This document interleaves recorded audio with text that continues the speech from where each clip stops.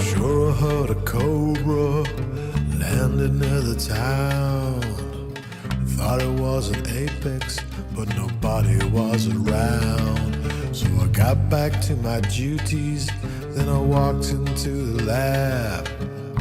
Thought I saw the Reaper leaping madly in the black. If this is my time, then I'm ready.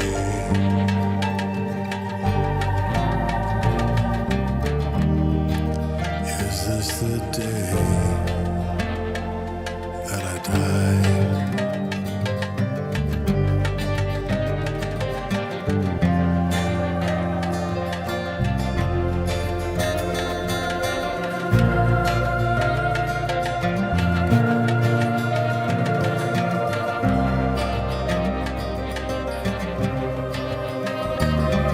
I thought I saw a man crawling on the floor, peering through the windows with a scanner, maybe more. So I checked back on my data and headed to the hab. Had a drink, stood by the table, and felt a gun stuck in my back.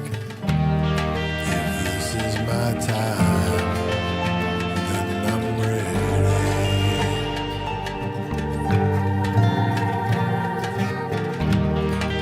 Is this the day that I die? Just why? Somebody tell me why. I was only in the bar last night. Was it Vasquez from the other settlement? She swiped me once on Tinder, didn't return her calls. I was busy refining stuff, didn't think it would matter at all. But I know she had a temper, orders for a gun. All these murder hobos now, leaping around and having their fun. Come on, come on, just one step nearer. And down falls the curtain. Here comes the curtain.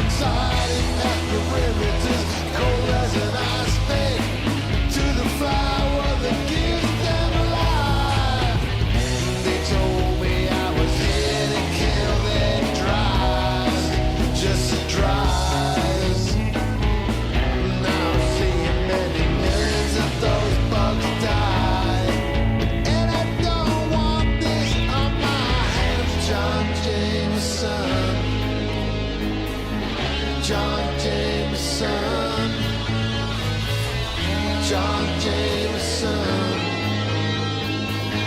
John Jameson.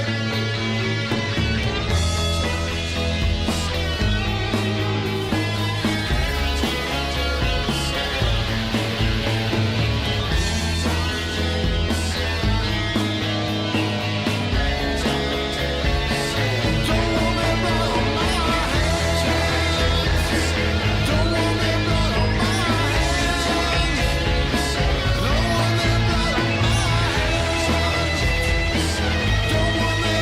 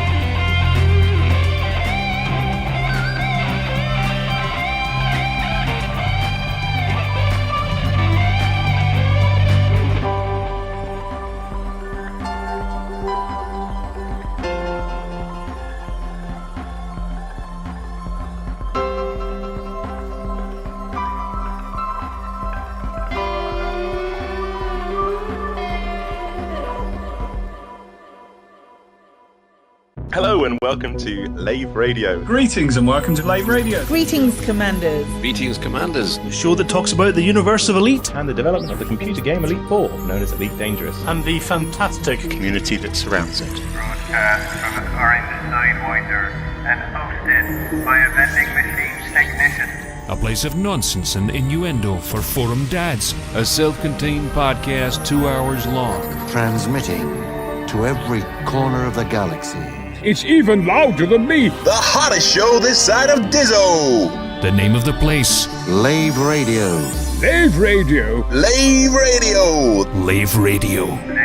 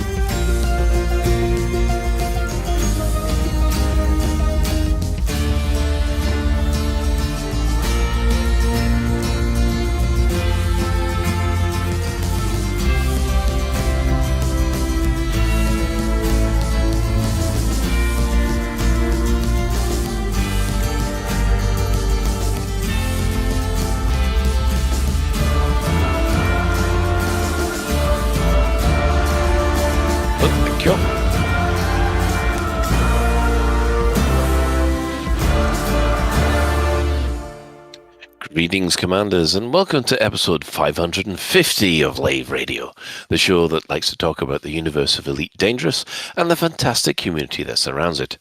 I'm your host, Commander Phoenix Defire, otherwise known as Colin Ford, Chief Archivist of Lave Station, and joining me in the Orange Sidewinder bar for this week, we have our SRV Banksy, Commander Alec Turner. Bonjour. My good culture. What the hell?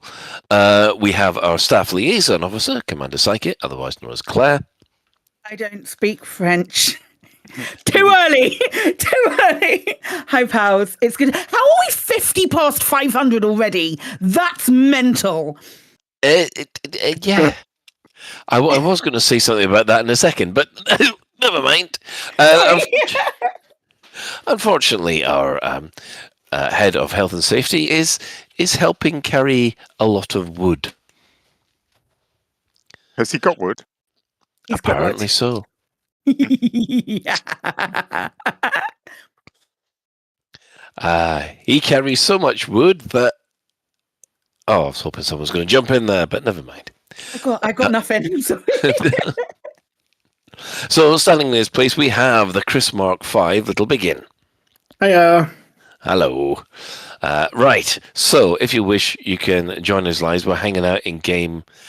Are we actually hanging out in game? We've got the Chris Mark 4. Yeah, Chris Mark 4 sat at his table. Oh, good. Having a lovely time. Having a lovely time with a headache and a roving spotlight. So, yes, you can go and join the Chris Mark 4 in the bar and complain. But if you can't get to us live, you can also join the Twitch chat channel. Go to laveradio.com and just join the Twitch channel, or go to twitch.tv/laveradio or YouTube/laveradio. So, a quick run round the crew, see what they've been up to for the last week or so. We'll start with Psychic this week. God, you know what? Me and Alec have a moment where at the beginning, before the show starts, where we need to think about what we've done this week. I genuinely don't know what I've done. I got very excited. I made I've perfected my method of making roast potatoes. This is like high octane, exciting stuff. I'm gearing up. There's a very exciting thing happening in 2 weeks' time. So next week, not next week, but the week after, I will have so much stuff to talk to you about and that kind of thing. But at the moment, the highlight of probably my week was roast potatoes. I've been playing Elite and No Man's Sky a lot. I've got the No Man's Sky bug again. there are some there've been some very funny moments with these new corvettes, these new ships that you can build when they land and they're at weird angles, and then part of your corvette is through something else because it's all of that. I have made a Normandy in I thought that was a reasonable attempt.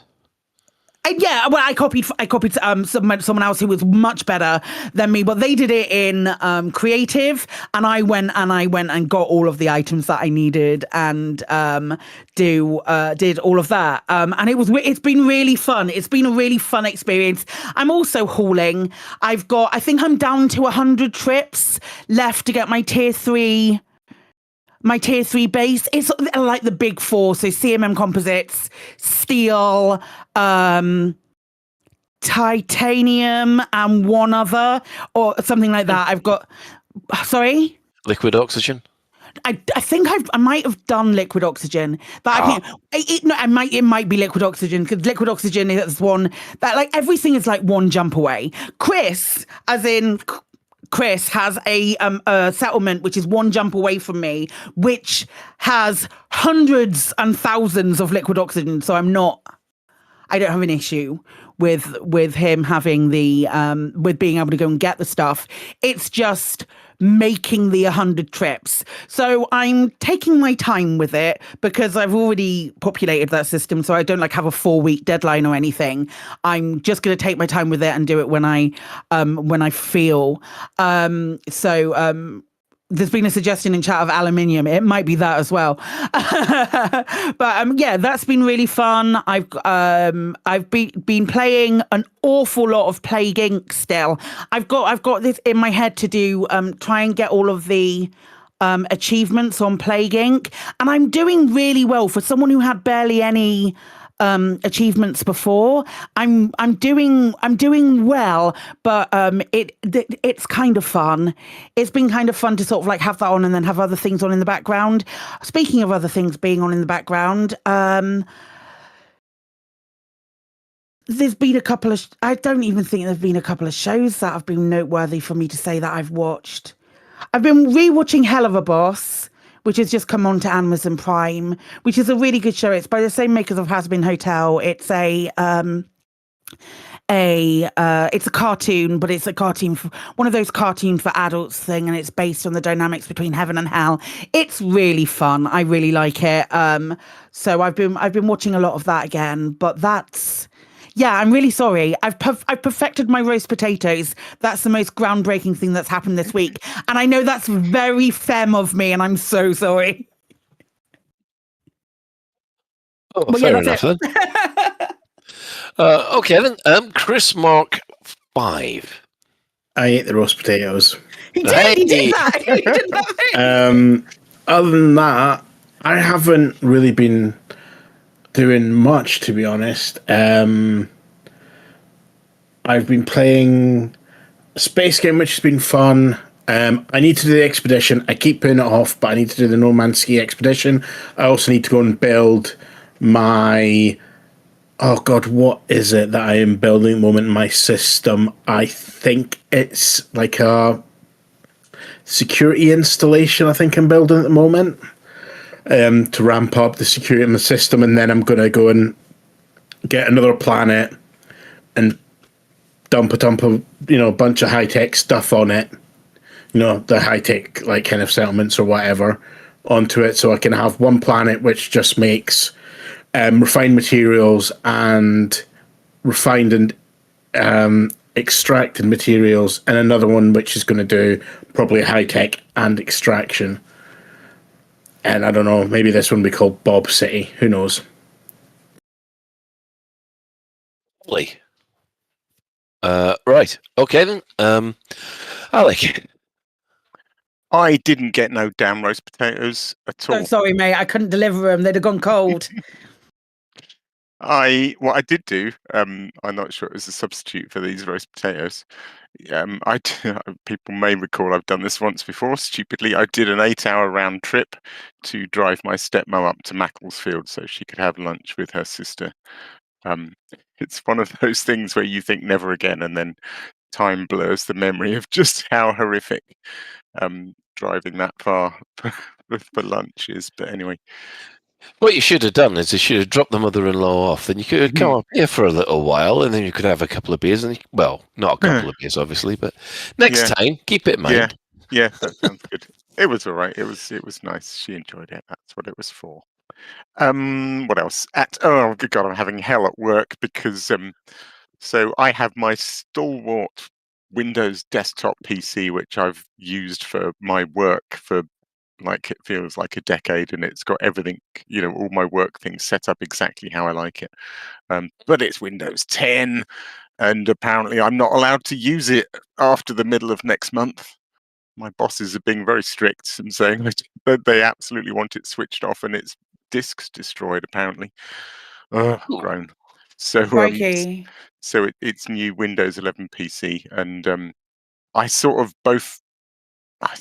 like the end result, but basically setting up a new PC is my idea of it's kind of my idea of hell, just because I'm a bit of a perfectionist and I want things just so, and trying to bludgeon a Windows 11 PC into being just so is quite stressful. And it's that thing of looking at every single icon on your old PC and going, do I need that?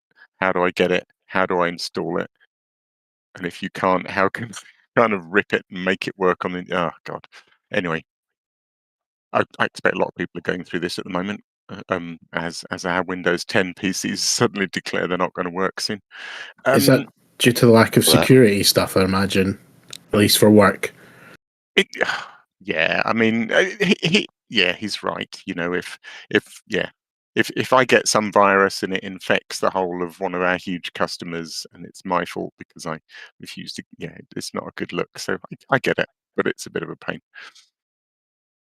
I watched, this was quite funny. We sat down to watch the new series of Wednesday. I've been waiting until it finished so I could binge it. And as new series often do, it starts with the recap. And my wife and I watched the recap and thought, I don't remember any of this. We've gone back and we're rewatching series 1, which is brilliant. But it's funny. I don't remember a single thing about it, which is nice. So I get 2 series for the price of 1. In game, so I went off and did Tom's Radio 7 L'Elite Dangerous adventure, which is so cool. So cool. You did it as well, didn't you? Yeah, I've done it. It's great. Yeah, I loved it. It's really funny, and it sort of takes. There's some amazing places, and I love that colonization means you can actually like build bespoke places to fit in with your scripted adventures now. So it's super cool. Really enjoyed that. And then on the way back from DJ Bongwater's hideout, no clues. I won't tell people where it is, but it's a bit away. On the way back from his hideout, I thought, well, hang on, there's an exploration CG, and I'm quite a long way out of the bubble. So I did some exploring and some scanning and probing of whatever it needs, high metal content worlds and Rockies and things. Handed that in, and I've already fallen out of the top 75%. So it was clearly a weak effort at exploring, and I need to go into a much stronger effort. And then last but not least, I have this time trial around this city that I've been banging on about the last few weeks, which I thought was perfect. And I was frankly quite glad to see the back of and send out into the wild for everyone to enjoy. Was immediately broken by both Sker and Duck, who it turns out tried to do it quickly, and none of the gates work when you try and do it really quickly. So I'm now trying to make my time trial Sker-proof, which is proving extremely difficult. So for some sort of bit of context, so it's quite a twisty-turny route around the inside, mostly, of one of those big circular cities. So between buildings and sort of under ramps and under bridges and that sort of stuff. I think in the entire course, there's one place where I basically dare to hit boost and then very quickly squash the boost by deploying my gear. And Sker has just revealed that he boosts about 8 times, and I'm thinking, where, what the hell? How can you possibly boost 8 times around this course? That's insane. It's done my head in that he's doing that. anyway, yes, my time trial is not robust enough to survive Scurb boosting 8 times, where I wouldn't even consider it. So back to the drawing board on that. Yeah, that'll do. That's me. Excellent. Well, I guess that just leaves myself. Unfortunately, if I had one of those weekends where you feel slightly ill on a Friday night, and then next thing you know, it's Sunday morning, or rather Sunday afternoon, and you've got no clue what really happened in the weekend apart from just stuff Existing. Yeah. Yeah. It's been one of those horrible weekends, which, to be honest, I'm still getting over. My head's still a little bit foggy, which means that I haven't really done much apart from maybe a little bit of Dawn of War, because I've got that up at stupid difficulty, and I'm getting my Space Marines backside handed to me on a plate, and a bit of Elite Dangerous. I'm doing the Rocky CG thing out, so yeah, I haven't even got back to hand in anything yet, Alec. Although I will be. I think you've probably done better than me already. Although I must admit, yeah, this is the problem with exploration CGs, unlike any others, is it all turns up at the end. So yeah. Well, I must admit, it's going to help my plant scanning rank, because that's I've found quite a few undiscovered.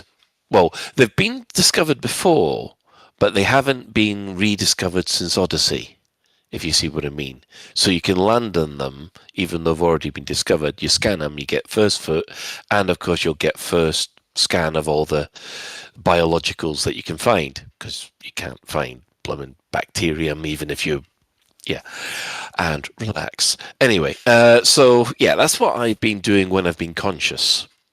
And the final bandage came off my leg. I am now bandageless on my leg. With no. So just to clarify, you're going to have another accident in the next couple of weeks. Yeah, you can't say, "Oh, I'm bandageless now," because you know what's going to happen. Hey, I have just put this little note on my PC here saying 1 day without bandage. Amazing. So, yeah, we'll just have to wait and see how that goes. Hopefully, I'll be fine. So, moving around from there, the development news. What have the devs said this week? Well, they've made a proper announcement about the Type 11. They're now introducing. They've said that they're now introducing a new option when purchasing ships via ARX, Early Access and Elite Dangerous, the Galactic Edition. Well, this is obviously the upgraded version of the Type 11. You'll be able to see all the contents during the Early Access window for our Elite Partner Program. They got to have been told. So we have been told. We haven't got access to it yet. Yes. So so the Galactic Edition builds on the existing Stellar Edition contents to deliver the most comprehensive package yet for all those who want to stand out in the stars. It's available for 60,000 ARX. The Galactic Edition contains the same high-spec ship and cosmetics found in the Stellar Edition, alongside even more cosmetic content, giving you more ways to personalize your ship. Oh, so this is a brand new level. Yeah, so it's the next. It's like God. It's the Type 11, but turned up to 11, effectively. 11 squared. Yeah, so it's not. You get everything that is in the Stellar and the Standard, but also the Galactic as well. The Galactic being the name for the holographic. The Galactic being the animated holo kit, the Hazard ship kit pack, and the Owners Club decal. Isn't the Hazard ship packs the ones that used to have the ramming bars, or was that Extraction? Yeah, roll bars and lots of spotlights and fog lights. Yeah. Cow catchers, yeah. Which will look good on the Type 11. 100% will, absolutely. definitely. Especially if you got those spotlights as well. They'd look amazing. So, yes.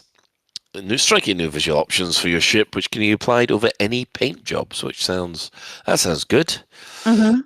So, yes, it's coming on the 23rd. So we'll have Standard, Stellar, and Galactic. That's going to be the 3 new levels. Yeah. So, yes. Next week, folks. It's not been met with the most happiness. I don't know if anybody else has noticed. Let's call it contention, maybe. Yes. The price tag has been the main topic of discussion. On all social media channels. 60,000. It's quite a lot.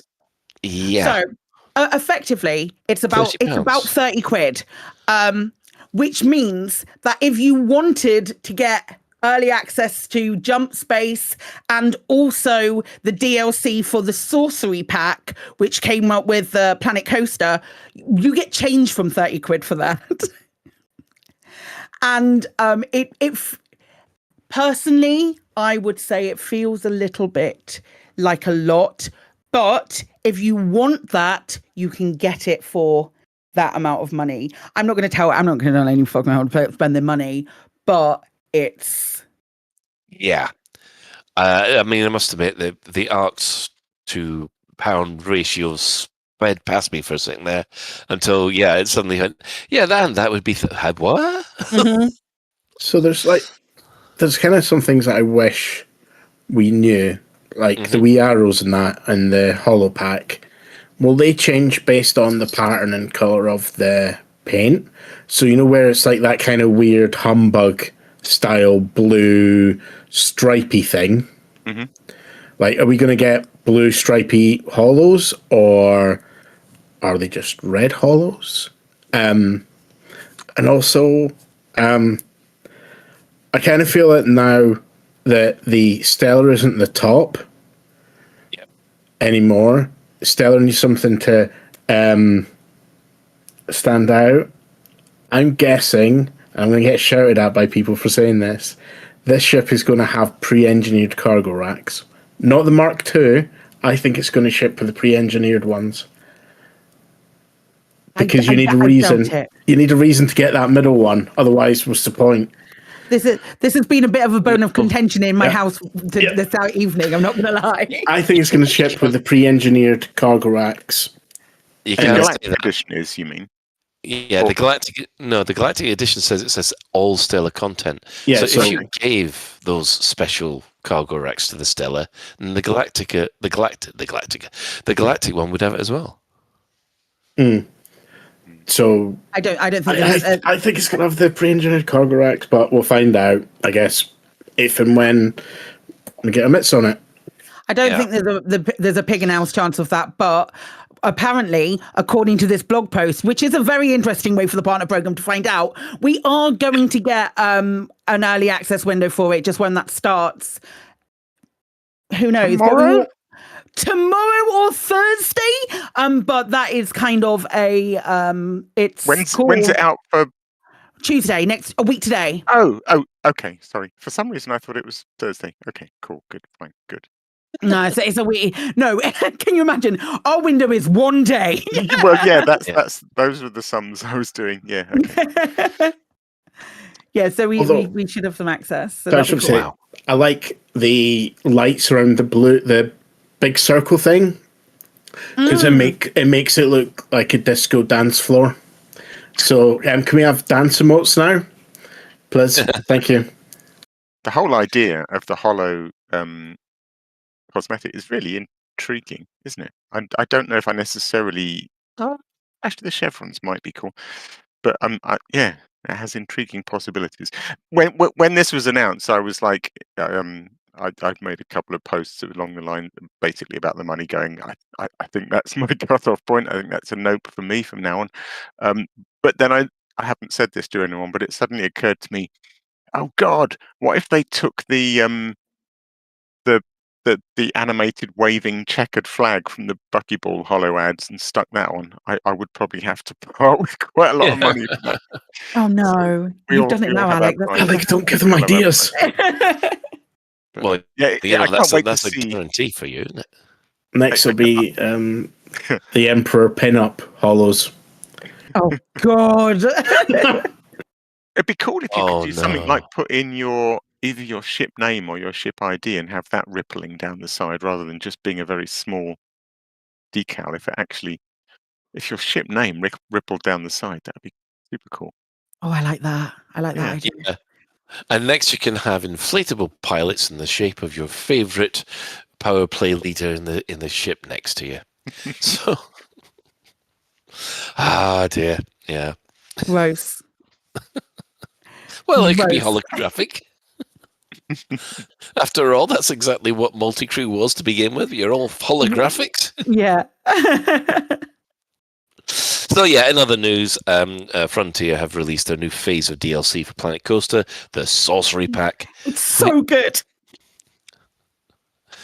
And it has a feature with blueprints. Yeah. Okay. So this is something that I heard on the Planet Coaster thing yesterday, and I think it's important. I think when we're talking about like cash grabs and things like that, and people have insinuated, I will say, when we're talking about that, I want to talk about on the flip side as to something that I saw on the Planet Coaster stream yesterday that had people in chat going, "EA would never," and I fucking loved it. So with the DLC, you can download any of the workshop maps or the workshop items, specifically the maps, I think it is, even if they have sorcery DLC stuff in it, but you just can't ride on it. But you can walk around the sorcery DLC stuff and be like, oh shit, this is really cool. So it is like a variant of try before you buy, and it doesn't stop you from getting these sort of like having a look at these blueprints before it. And genuinely, EA would never, and I think that's such a cool feature, and I think it needed to be said of note that it's I just think it's a really fun cool feature. Sorry. To see something without actually having paid for, being able to sort of like visualize it without paying for it beforehand, I think is really nice. Yeah, I noticed in the chat room the sort of inflatable co-pilots. I think those inflatable co-pilots should materialize next to you when you switch on the docking computer or the auto approach. Like Airplane. Are we going back to Airplane with this? Yeah. When they inflate Completely and you like hear that. Yeah, literally inflate inflate. noise? Yeah, you don't want them deflating on you now, do you? No. Who does it? No one wants a deflating co-pilot. No, they don't. Right. Well, we will pass over to Alec for the community news.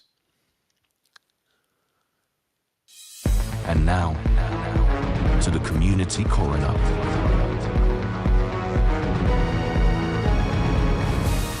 It's a dead game, innit, mate? Here, catch, and I will immediately throw it back to whoever wrote all ships reviewed 2025 Elite Dangerous Odyssey by Infer a Good Time in my show notes. Because I don't know what that is. I have no idea. I think I've vaguely remembered someone put. Well, I bet you that's all right. I bet you that's Ben just doing a drive-by. It's fine. No. It does look interesting. I might watch it. It's although it's quite long. It's an hour. I guess I missed it because it was a couple of weeks ago. But it's by YouTuber Infer a Good Time. Not sure I know them.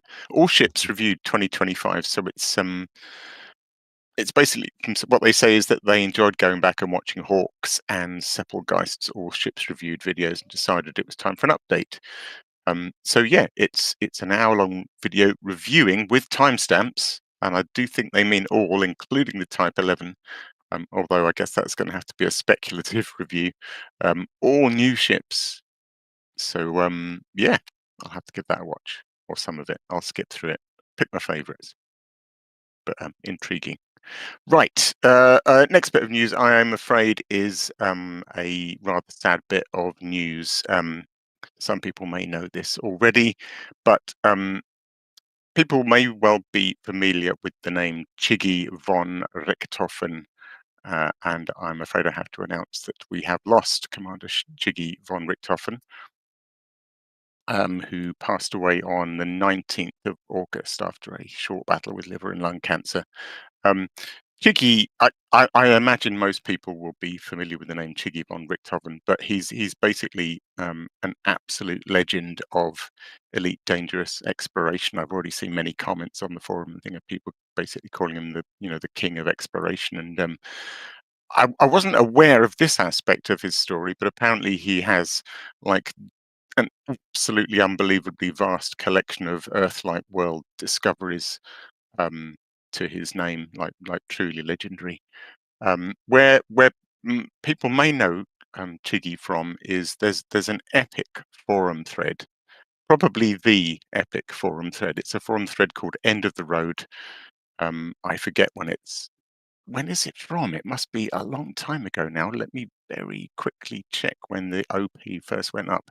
2016. So yeah, 9 years old. People still refer to it to this date. So you'll remember 9 years ago, traveling a long way, particularly across the galaxy, was a huge deal. No fleet carriers, no massive jump ranges or Guardian frameshift boosters or any of that. Probably not even any engineering, actually. And a chap called Macedonica, who'd basically been heading to Beagle Point. He'd got to within 1,000 light years of Beagle Point. And this was in the days when crossing some of the gaps out there was a significant challenge, and you could only do it using Jumponium. And Macedonica had basically miscalculated and basically stranded himself because he didn't have, he ran out of germanium, which meant he couldn't synthesize any more Jumponium and couldn't get himself out of the system he'd jumped into. So he wrote this forum thread basically saying that he was stranded 1,000 light years from Beagle Point.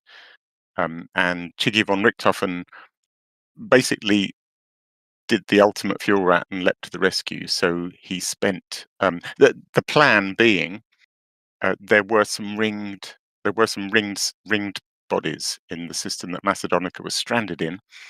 And although Macedonica had no mining lasers, and so he didn't particularly know what was in those rings and whether they would in fact yield germanium, Chiggy basically spent 5 days jumping across the galaxy to Macedonica's rescue, basically being watched and cheered on by the forum thread. So it's a huge forum thread. There's over 1,000 posts in it as everyone was basically glued to this unfolding rescue. And yes, sure enough, when Chiggy got there, he was able to mine fragments of germanium in one of the rings with Macedonica flying alongside, who was then able to scoop them up, synthesize Jumponium, and leap out of the system. It was just a beautiful, glorious thing to behold. So yes, Chiggy sadly lost. There was a post on Facebook actually, which I sort of then included on the forum thread because I figured that's where some people would want to know from his wife. I quite like this. I mean, obviously it's tragic news, but in the forum post she says, unfortunately, Chiggy has eaten his last pancake. So the name Chiggy von Richthofen, I don't know this myself, but it comes from space above and beyond, as is eating his last pancake. But yes, he loved playing Elite and helping his fellow commanders, and just thought y'all would like to know. So R.I.P. Chiggy von Richthofen. It's so lovely of her to let everyone know as well, and let people know. I thought that was so beautiful. Yeah, it really is. Yeah, it's cool. Yeah, I remember that incident. It was amazing to follow, and it's just such a shame that that's happened. Yeah. Yep. I way back when I did my kind of best of forum thread, I had a whole section in there called Epic Tales of Daring Do, and the End of the Road forum thread was always top of that. It was always people's favourite. Right, onwards. Interesting YouTube video this week from a chap called MT Major, called The Insane Real Size of the Anaconda. What's intriguing about it, I mean, it's basically, I think it's all done in Unreal Engine, but there's basically models of a whole bunch of Elite Dangerous ships. The Anaconda included, Sidewinder, Asp, I think there's a Cutter, maybe. I forget, there's about 7 or 8 models of nicely done, not textured, but nice models scale models of elite ships, and they're all kind of lying out on a bit of tarmac, and then he's running alongside them, all in Unreal Engine. And initially, when I watched it, I was thinking, well, what's the point of this? Because you can actually do this for real in the game if you could get people with these ships to all land alongside each other. But what is cool is having sort of compared them all and run next to them and talked a bit about the scale and size of them. He then basically takes the model of the Anaconda and drops it into a forest, and also later on in the video drops it in next to it in a sort of block of a city block, a sort of New York style city block. And when you see the Anaconda in that context, we've seen it landed next to brain trees, and we've seen it, but when you actually see it in something so relatable as a UK, not UK, but an Earth forest or an Earth city block, damn, it's huge. It really is. It's such a good way to show it off. So yeah, it's worth a watch actually. Although it begins and you think, well, we can do this. We don't need to go into Unreal. To see it next to those things is incredible. It's really cool. Next up is another video by Papa Wolf, and it kind of ties in nicely to a few weeks ago I was going on about colonization, and I did that sort of map to try and illustrate how far colonization had spread out. And we've got a whole video on the subject by Papa Wolf, who says there seem to be colonies popping up all over the place, but how far have we colonized? And how far will we colonize? Will this change the Elite Dangerous experience? Will it ruin exploration? Join me for a look at the galaxy and the state of colonization at the present point in time, and a talk about where we will be going from here. And it's nice, yeah. And he shows, rather than my static image, he shows basically how to use a bunch of tools like Ed Astro and a couple of others to visualize colonization and see where it's going. So yeah, it's good. Right, last video is another one by XPA, who I seem to have been featuring a lot recently, called Top 5 Ways to Earn Credits in Elite Dangerous. We've seen this subject covered dozens of times, I suppose. I quite like it because it's not heavily meta, it's not preachy, it's not basically saying, get this exact build and go and find this exact asteroid and mine it 1,000 times and that's the best way. It's just for beginners, really, covering 5 good ways to earn credit. So, exploration, bounty hunting, trading, mining, and some others I can't remember. What I quite like is it includes nice little list of pros and cons for each of the 5, and they're really nicely thought out pros and cons. Including things like risk and learning, what the learning curve is like, and whether you need specialized equipment. And yeah, so they're good. I like it for that alone. Also, congratulations to XPA, who's just hit 1,000 subscribers. So good stuff. Good for him. Congratulations. Yeah, it's cool. It's a good number. Mm. Last of all is a thing on. I'm sort of not signed up to DW3, so I find these a little bit not obscure. I don't know what the word is, but I find the announcements of these tucked away in odd little places. So I just happened to spot this on FleetCom Discord, and it seems like such a big deal. I feel like it should have been announced bigger. There was an hour-long Drew Wager, 2-hour-long, I think, Drew Wager live stream kind of talking about this. But again, I don't watch those big, long YouTube streams. But so basically, it does seem really quite cool. So as part of the kind of there's a lot going on with Distant Worlds 3, and there's a sort of entertainment stroke role-playing side to it. And that side of it have come up with this thing called Meta Elite. And then there's also a third-party utility they've developed that you will need to download and install called Meta Lens.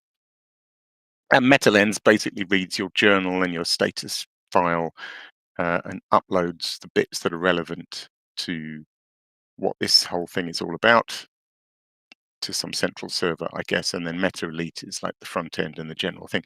So their description is Meta Elite is a role-playing community storytelling platform built around Elite Dangerous.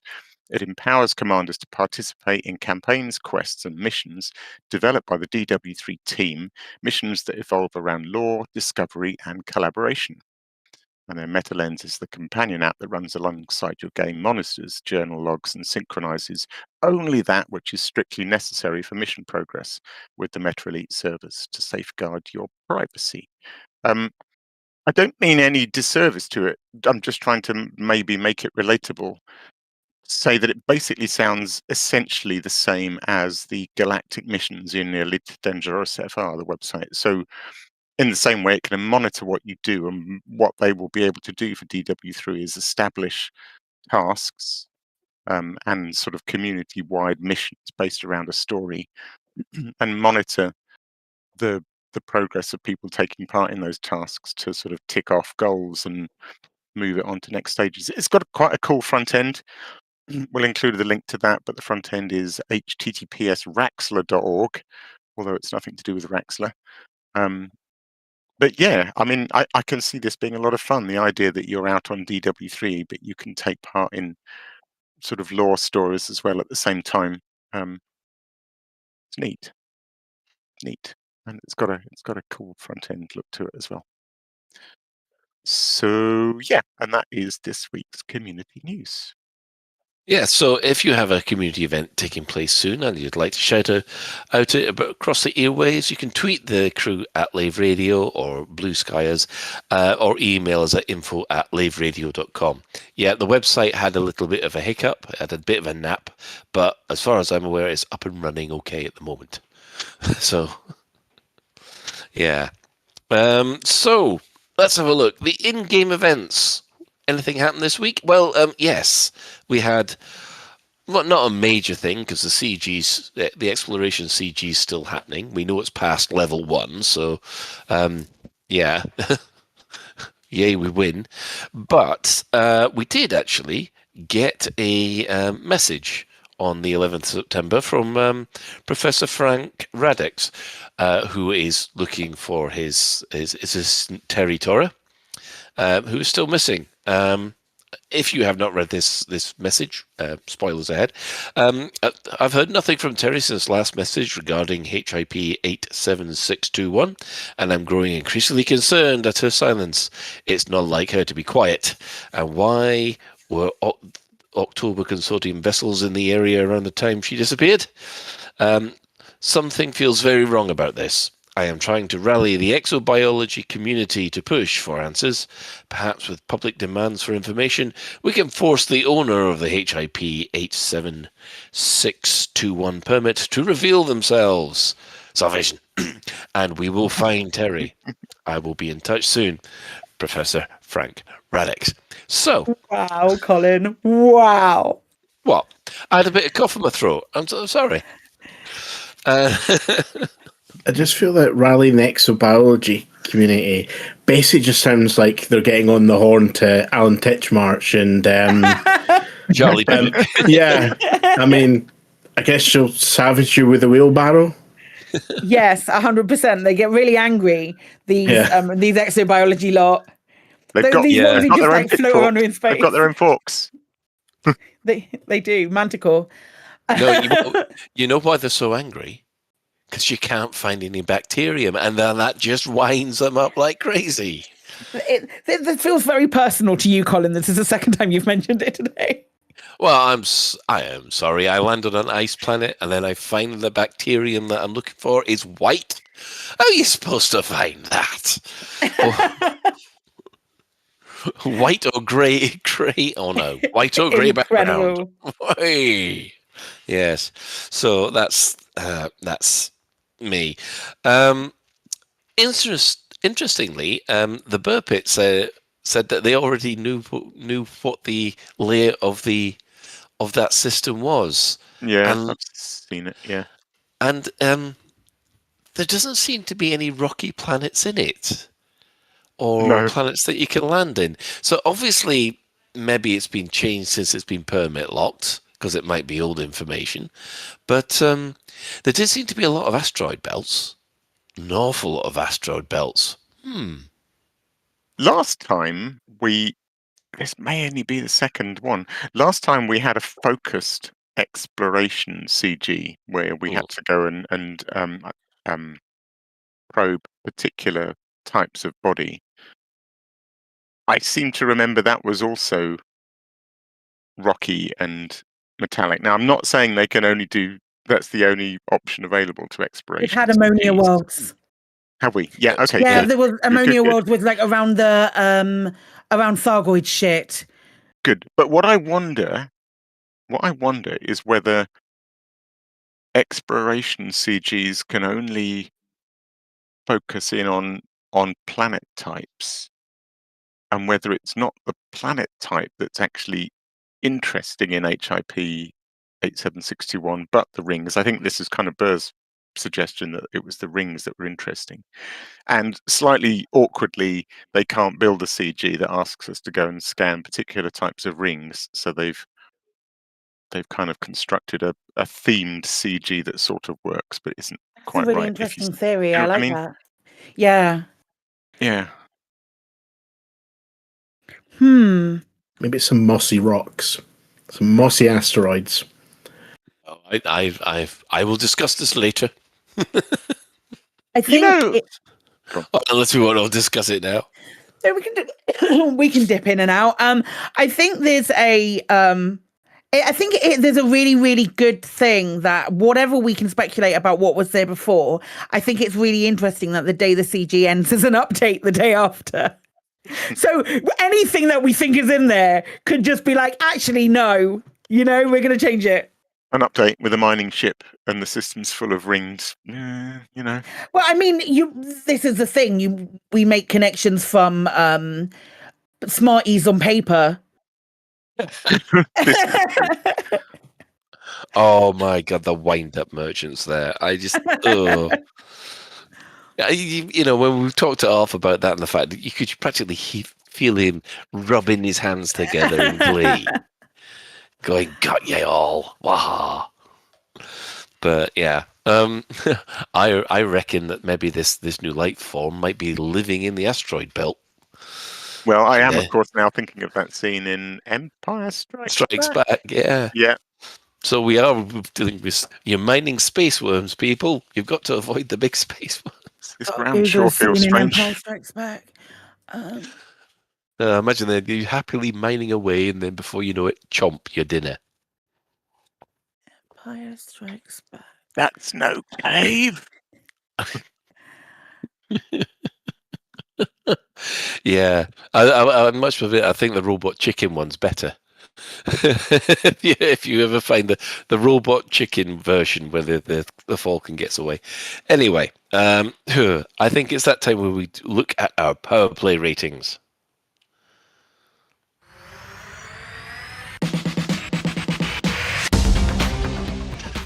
Well, remaining in 12th, we have Torval, who've gained 5 systems, but only brought her up to 656. 11, Petraeus stays there with gaining 1 system, bringing his total up to 692.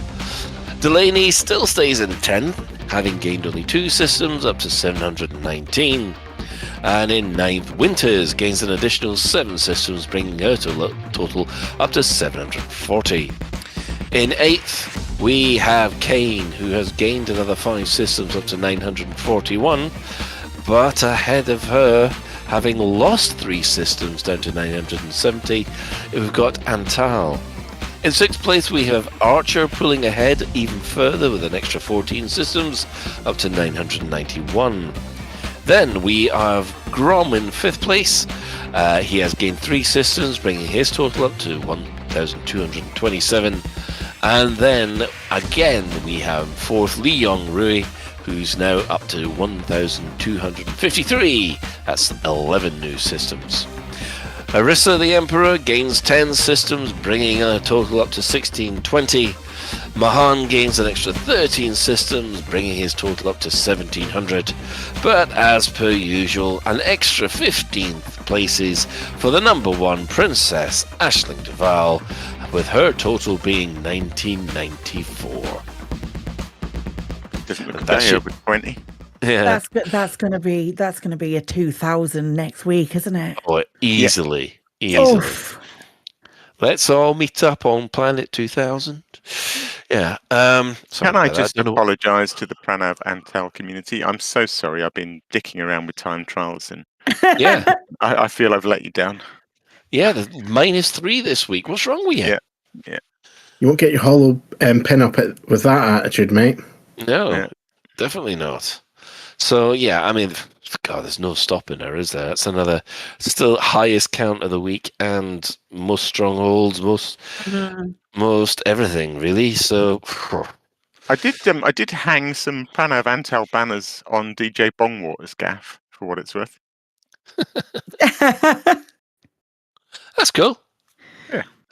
Yeah. Unfortunately, well, there's nothing to talk about for the store alert this week. So I guess we have plenty to talk about next week. Holographic advert.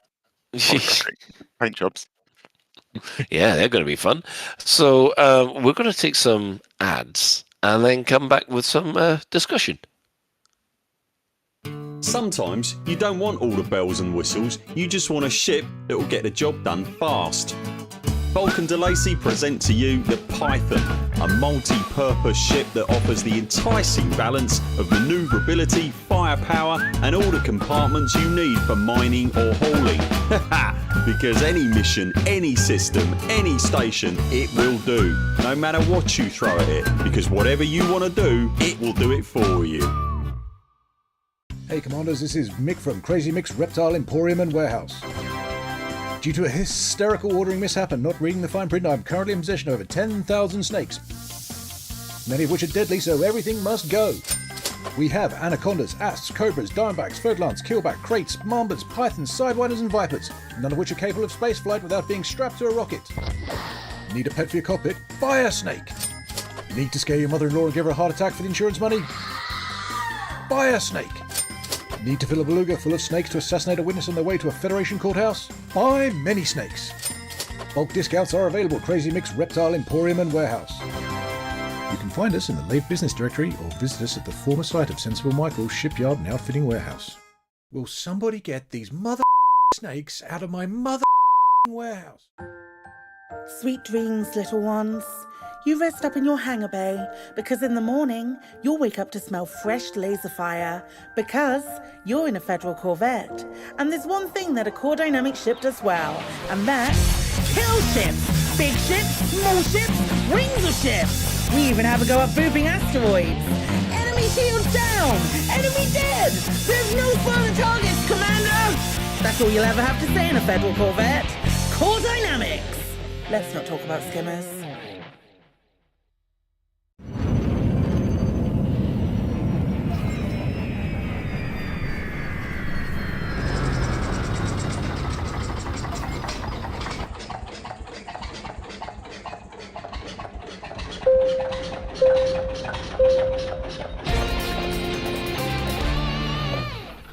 This is a public service announcement from the Fuel Rats.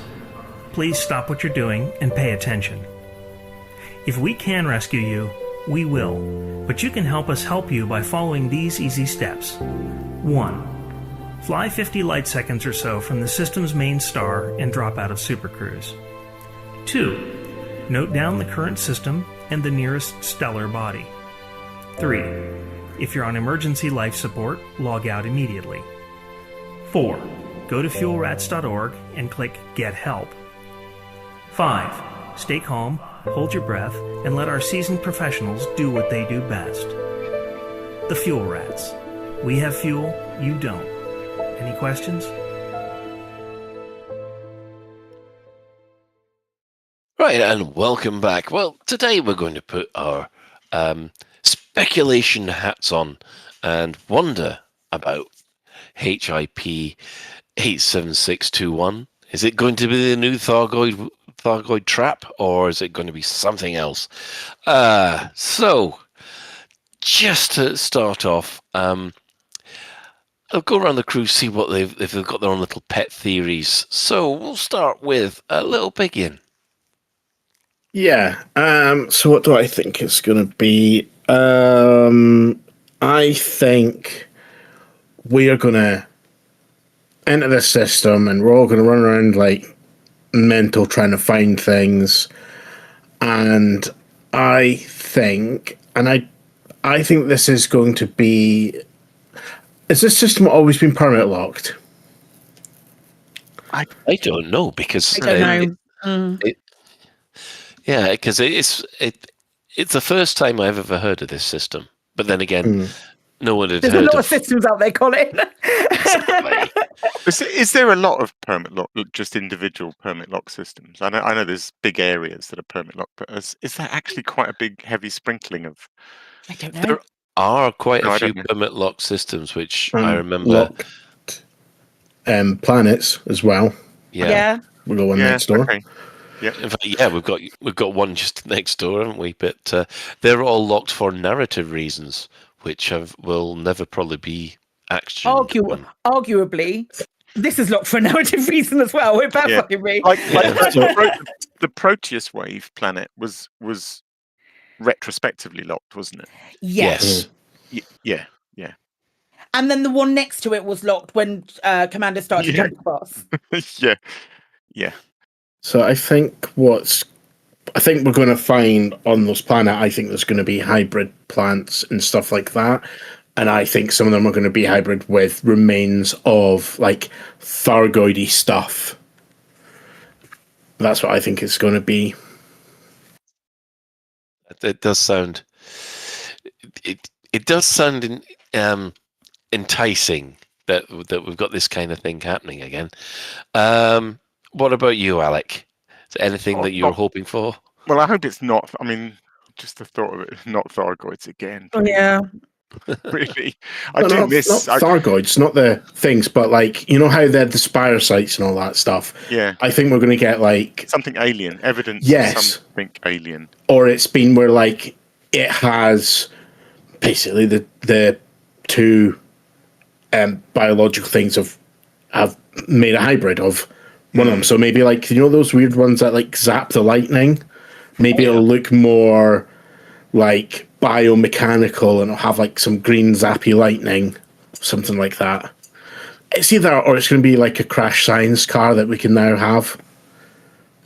In a way, I sort of wish I didn't know about that system map and the asteroids because now I can't get my head off the idea that it's in the asteroids, it's not on the planets, and so that's got me really. I'm really thinking now, like. I had that wild theory a couple of weeks ago about the idea of the system being locked because it's quarantined and we're going to all bundle in there and let something loose that we shouldn't have done. And, you know, that could be inside an asteroid that we crack open. We crack open an asteroid and there's a load of green goo that comes out and does something. Except this is meant to be an exciting discovery for exobiology. I can't remember the exact wording now, but it's. I pulled it up for that very reason. Yeah. Oh my god! I say I've pulled it up for that. It can't just be much as it's what everyone wants. It can't just be another hopper for the plant gun because it doesn't fit the narrative. It's like, yes, we've found out how to fit another canister onto the plant gun in this system. What? That doesn't work. So it can't be that. No. Radically shake up the exobiology field. We said something different last week, but the misquote that we gave was radically shake up the exobiology field, and the other one was too important to exoscience. I think we said groundbreaking exoscience. That's not there. We shall issue that retraction, but the other ones are probably just as important. What about you, Claire? Well, I think it's maybe a new type or maybe a new way. I'm joking. The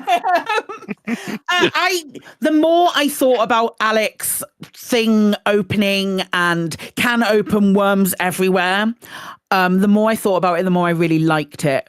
And the way it felt like, you could add a mesh to a graphical mesh to a layer, randomize it a little bit, and call that a diseased planet or something, and then we could go and do some. There were things that we could do exobiology wise to fix planets that were diseased.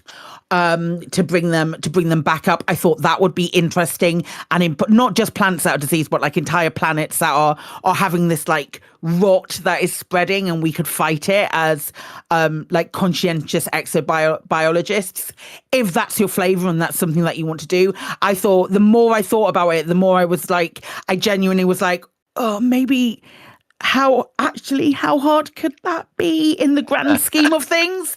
Like in the grand scheme of things, based on what real-time things are happening already in the galaxy, the way that the way that the galaxy map shows the spread of things, the spread of things and cause and effect of you doing something in one system that includes like the colonization stuff, what affects something else, and you could to some extent see that happen on like from a galactic status, and then on the smaller, like zooming into a system map.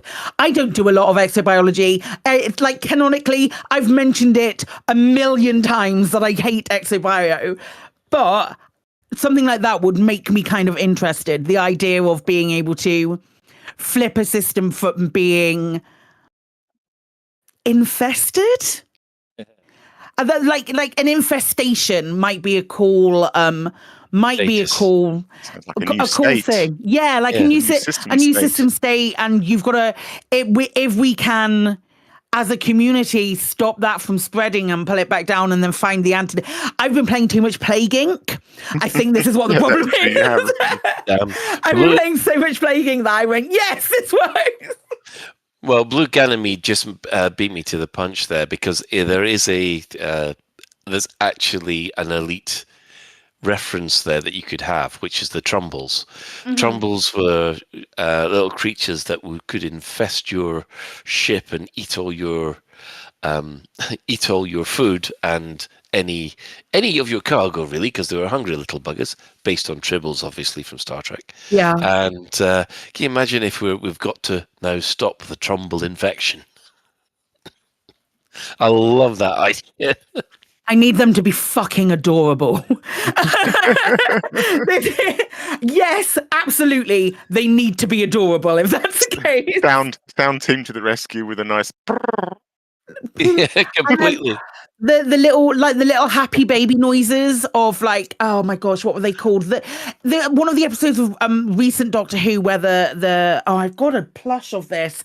The little fat creatures. Adipose. Adipose, that's it. When they were those noises. I will make those noises for you for free. It's no problem if you want to do that. Yeah. But just imagine the noises that they make when you find out you have to kill them. Oh my God, kill them with fire and they scream. I will make those noises for you for free. Oh, I feel a new game coming on, for a new advert for a new children's game coming on. Oh my gosh. Whack a Trumble. I need to get in touch with Chris. We get more Azimuth Biotech adverts. Whack a Trumble using the acid. Oh my gosh, yes. Alec? Yes, I put a dot in the chat because I when Claire was talking about maybe reversing the infestation, I suddenly had this little thought that so when we first got Odyssey, and one of the things we discovered was that the energy link tool has two modes, and you have a key binding X. I don't know if that's standard, but I press X and it toggles my energy link between normal and overcharge or whatever it is. And I seem to recall there was some expectation that the other tools would have two modes, and they don't. Well, I've just thought of a new mode for the exobiology scanner, which is a thing to heal it. Yeah. So you switch it into its other mode where it's like blow rather than suck, and you I'm done. Yeah. I mean, Dyson does have a second mode. Does it? Oh, it you does. right click and it goes to bloop. But there is also a toggle, isn't there? Poo. Like on the energy link tool, not a different button, but a different. Yeah, mode. but it's like kind of a bit poo. Yeah, no, you're right. I'd forgotten the bloop. What does the bloop does the? Yep. It's a pulse wave thing. The pulse wave thing, yeah. I never use it. But... Tells you if those plants are too close to the ones that you've got. Yeah. Unscanned, or whether you've scanned them completely. I think that's it. Yeah. I've got a co-pilot telling me when I've gone far enough. I think I use the observatory for that exact same reason. And I don't even do exobio, but I've got an app for it. Other tools that are available. Yeah. Well, I mean, I love all those ideas. I still think maybe sandworms just to basically catch up with all the others. Yeah, I really need you to like expand on that for me, Colin. It just doesn't, like you said it last week. I think it's going to be sandworms, and I'm so confused why you were so sure. Well, let's be saying this. They're on about rocky planets with atmosphere, so that would be nice. So rocky planets with an atmosphere. Normally, when I've landed on those, they've been very, very Tatooine and Dune-like. So you're driving around on those soft surfaces. You can just imagine a sandworm just jumping out and chomping you. And of course, No Man's Sky's got them. Star Citizen makes a big deal about having them. And I just think it would be nice for Elite Dangerous to catch up. It's No Man's Sky has sandworms as well. No! Yeah. Oh, man. Oh, I must admit, the first time a sandworm jumped over the top of me in No Man's Sky, I was in VR, and it's incredible. There was a bowel twitch. I'll say that. Oh, it's so good. One of my settlements is on one of those sandworm planets in No Man's Sky, and it is hemorrhaging money. It's so funny. I cannot get it to make any money. It's probably because the ground is full of tremors. Wonder why. I don't know. Yeah. Does anyone think this has got anything to do with the end of year special feature, or is this? It could be, because at the moment we're at phase 4 now, because there was 5 phases, and one shipment. So we're in phase 4. Obviously, there's only one phase left, so it does feel like either this is something that could lead up to phase 5, which is the new feature, or. Yeah, it kind of feels like it does, because that's exactly what happened with the Thargoid War, because of the Adamanster stuff, which led on to... That went over like 2 years, though, didn't it? Adamanster to Thargoid War was like a 2-year rotation. Was it that long? Because I thought it was only 6 months. It was much more than 6 months. I'm having senior moments here. No, I need to check. Discovery. I think it was longer than 6 months for sure. I'm going to a poem about the Adamanster, which isn't a thing. I need to quantify my Google search with Elite Dangerous. The Adamanster was found 3111, October the 26th, 3111. What are we now? 33. Oh, hang on. 3111 is when it went. When was it discovered then? Ghost ship 3306. 5. October the 29th, 3306, which would have been 2000 and when? My goodness. It can't have been that long. What, 4 years ago? 3306. But they did stretch out the build up to the Thargoid War a lot. They did. They did, yes. A lot. Yeah. I remember Guard Frequency kept going on about it. That long ago. Chris? Yeah, I think if this was not going to happen until the new feature at the end of the year, I'd be really stretching it. Like, you'd lose all momentum on it, and people would forget it's even a thing. You know? And that would suck. Yeah, I mean that was one of the problems that we did have with the Adamancer storyline, because it did seem to progress very slowly, and yeah, I did feel at some points the actual momentum of the story was lost, and it is a bit like this at the moment, because it's been what 2 almost weeks. 2 weeks, Yeah. And it kind of feels like a message from the professor guy was like, I'm still here, honest. Yeah. Don't forget about this thing that's coming up. I think that was kind of funny because it was there were as I think I said that I definitely mentioned this last week, but there were people in canon who were logging in those places and then logging back out because they didn't want to miss anything. And I'd like to think that those people, I haven't checked because I myself have lost interest because we're a very different people now than we were even sort of like 5 years ago.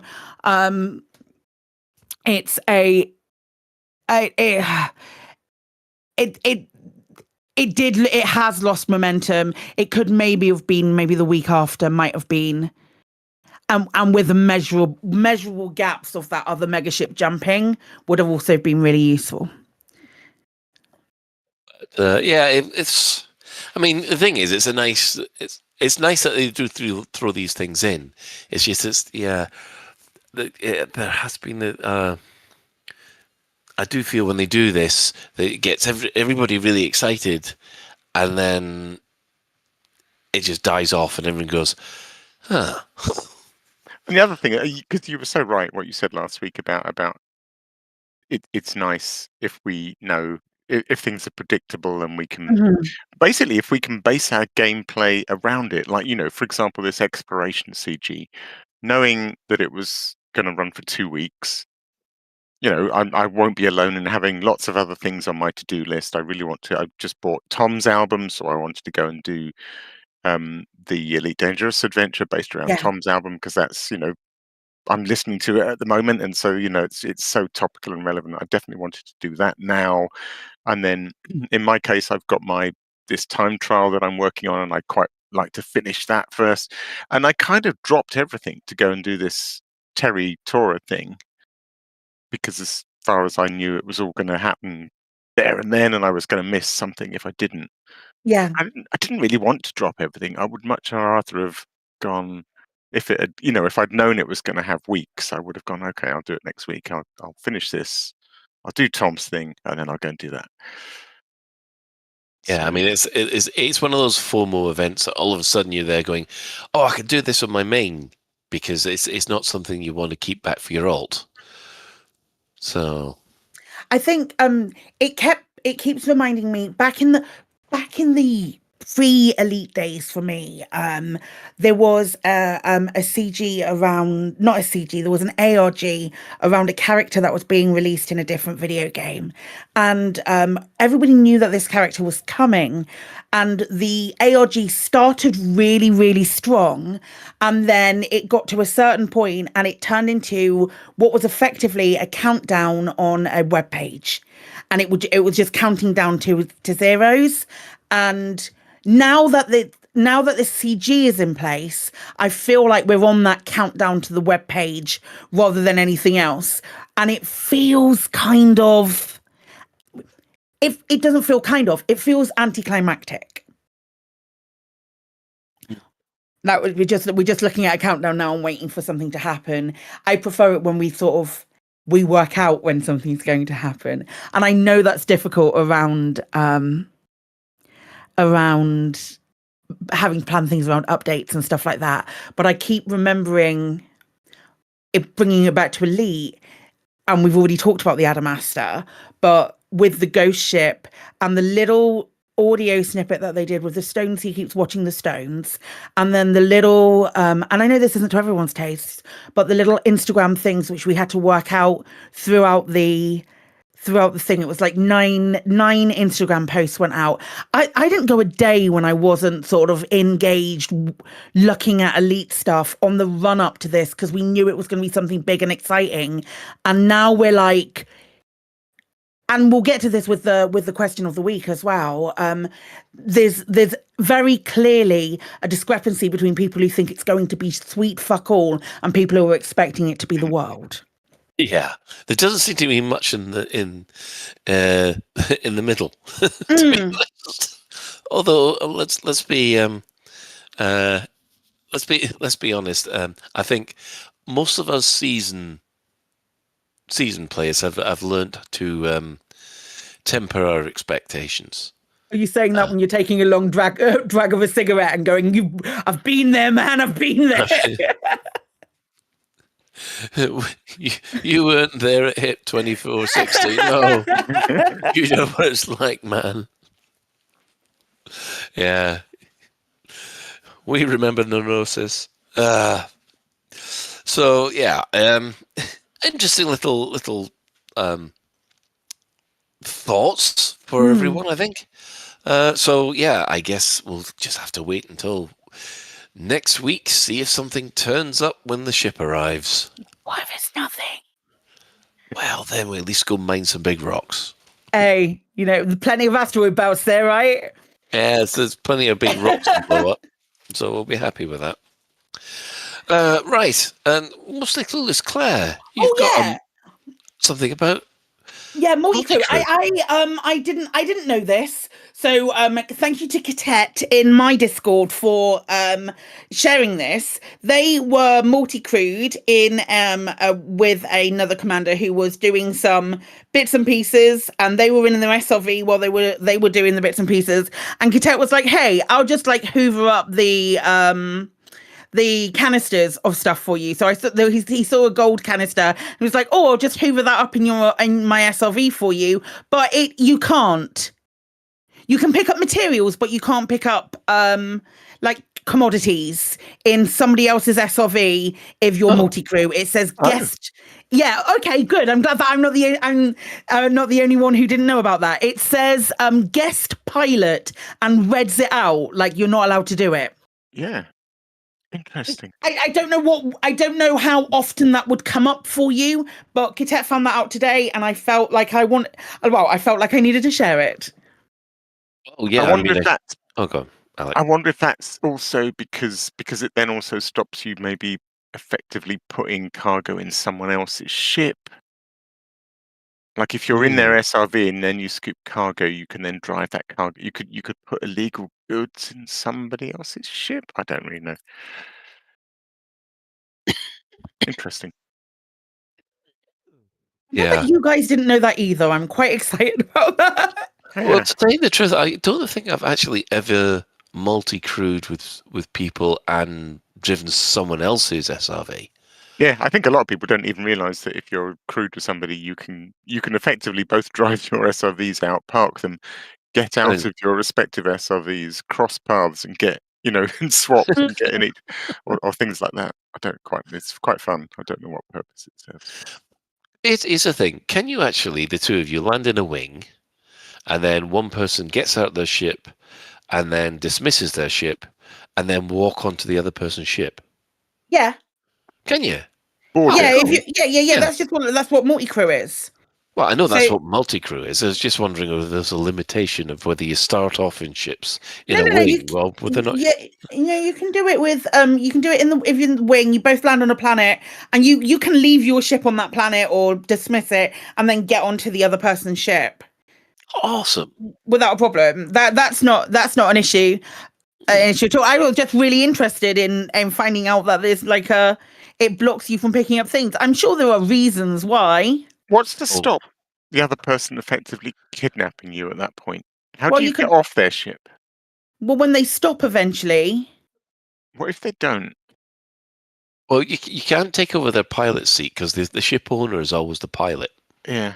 You could do the escape thing, the stuck escape thing. If you're, I suppose. I wonder what happens if you log out when you're in a wing and you're on somebody's ship. I've never done this.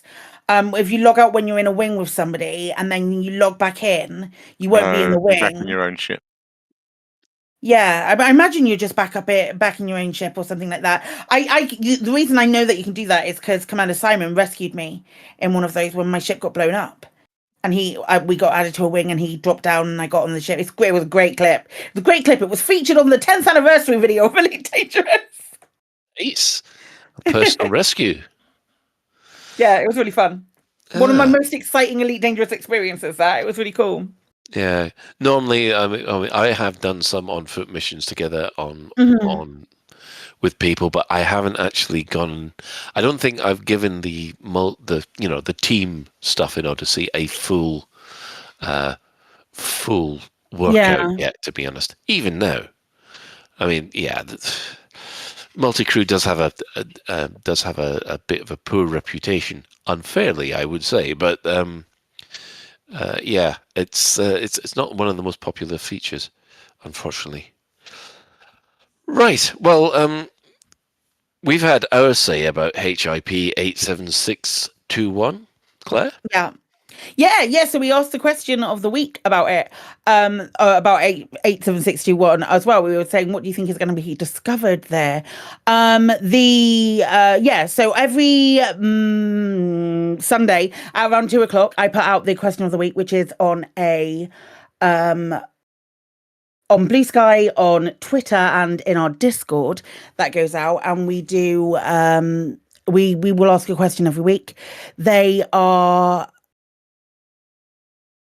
There's quite a few answers, and it's interesting. Chris, do you want to start off?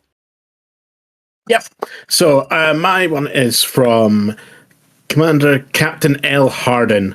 I think the theory that was said on a Burr video, about the next bio being in asteroids and the release of the T-11 and its new cannon makes sense.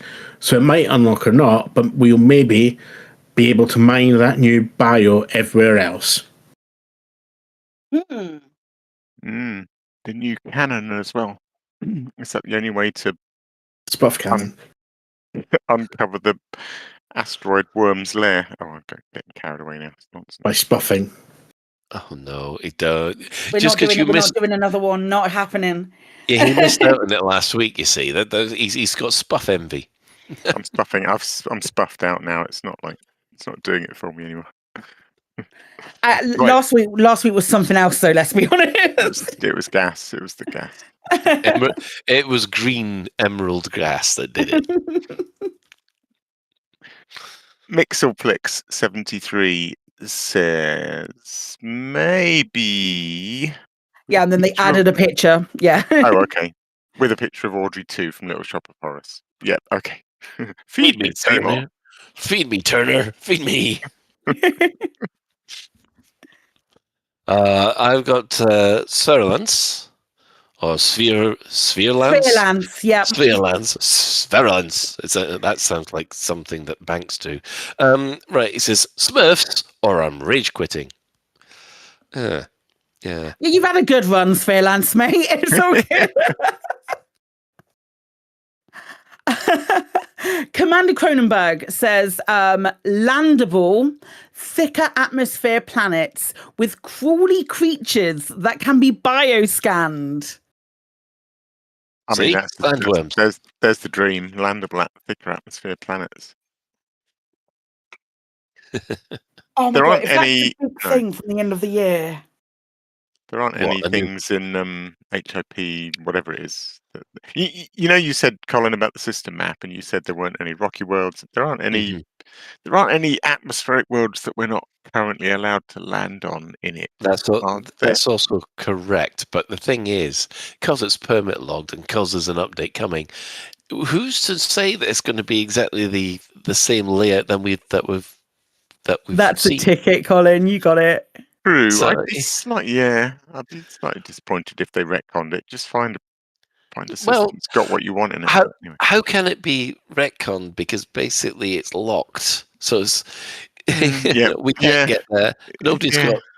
No one's had it. Has nobody got it explored yet? I don't think they have. So they can do whatever they like with it.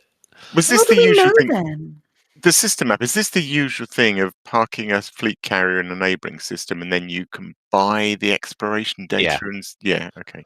Yeah, Did they never fix that? I thought they fixed that. No, they fixed it for... they fixed it for something, but I don't think it was a global fix. Okay. I think it was just for a single system, but okay. Yeah. No, it's because you didn't complain, because they only fix stuff that you complain about. How now? Accurate. I've got one from Commander Mad Dog. I honestly have no idea where they're going with this, but at a push, I'd like to expand upon Phoenix Defire's idea of large space worms.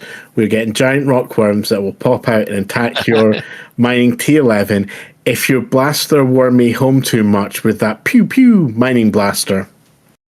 I mean, I liked Mad Dog. I knew I liked him. we've all been skirting around that. There it is. Yeah, Empire. That old. Do you remember that old movie? Says Spider-Man about the walkers on the ice planet. Oh dear. Yes. Oh, it's me. Sorry. Excuse the awkward silence. Commander Jarenstead says, a new type of bacterium.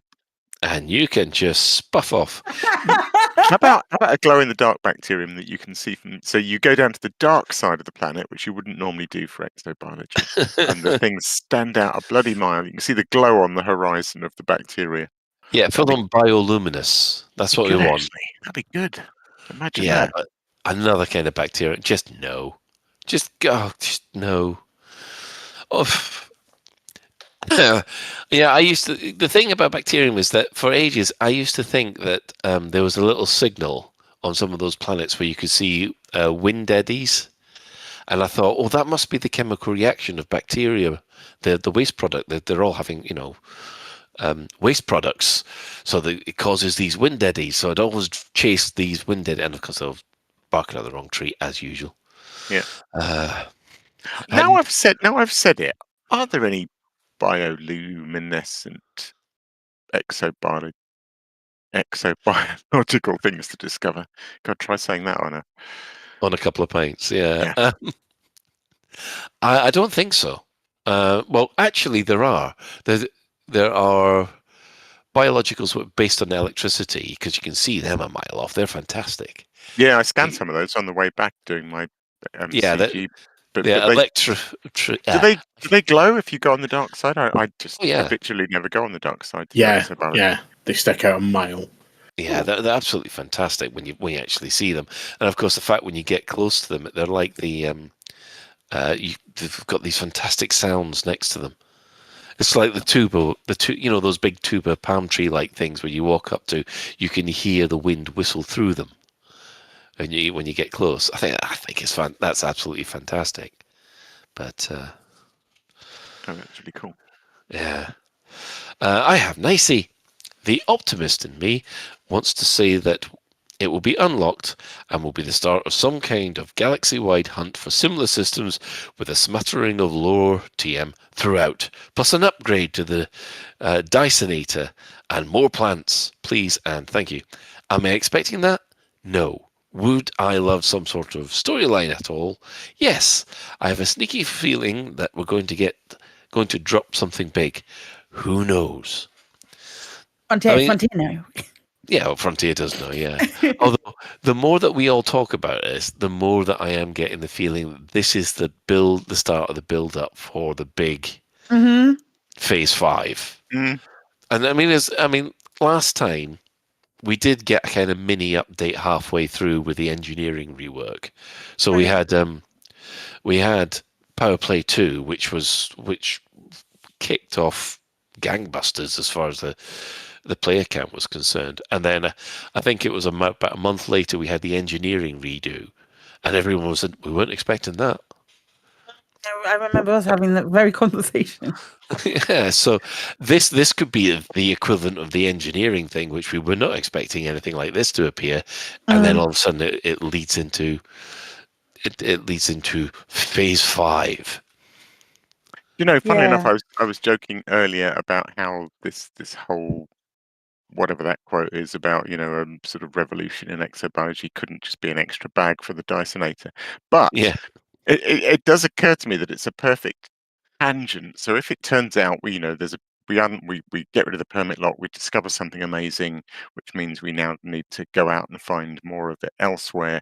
It's the perfect opportunity for some engineer or character in the lore of Elite to pop up and go, oh, and to help you on your way, I've created an upgrade to the Dysonator, and ta-da, an extra bag. And of course, it'll be the one engineer that I haven't got yet that that means that I have to be nasty to Sirius before I'm even allowed to talk to her and all that kind of bloody stuff. Yes. Sorry, getting distracted there. Again, Colin's very angry about exobiology. I don't know if anybody else has noticed. Colin just don't do it, mate. Be like me, it's fine. Actually, you know the reason I do exobiology? For the views. I'm not actually into... Well, the scanning the planet gives you the motivation to actually go down onto the planet. But there are times when I've come across vistas where I just have to stop and just look about thinking, yeah, this is a pretty game. Yeah. Cool. Okay, cool. The Jinx Effect says, I expect something will drop. A new way of doing exobiology. The Dyson volley repeater. I'd really love to see some fauna scurrying about to go along with all that flora, but I'm not making that prediction. Still, it'd be pretty fun though. Imagine running around with a specimen jar, trying to scoop up little skittery critters before they run away, or subdue a big ornery critter. I nearly said something wrong there. Oh, easy. Half of you wouldn't know where to find that. Or subdue a big ornery critter to take a genetic sample with all of your limbs intact. I didn't say it, Colin. It's fine. The implication was bad enough. I don't know what you mean. Bad enough that I said twat last week. I mean, it's really gone downhill. I stopped myself. Well, no, just the thought of running after little critters, that's like just blooming getting a getting a glass on top of a spider, isn't it?